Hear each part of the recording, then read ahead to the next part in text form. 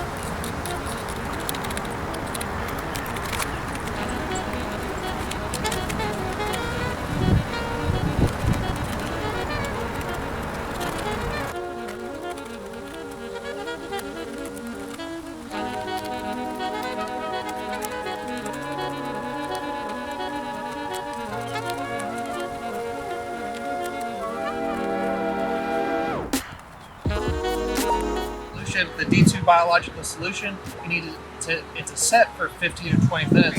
I'm going to just apply it to the stones. And hopefully this bottle will be enough for all of these. I'm going to apply, let it set, scrub, rinse, and then apply and leave it.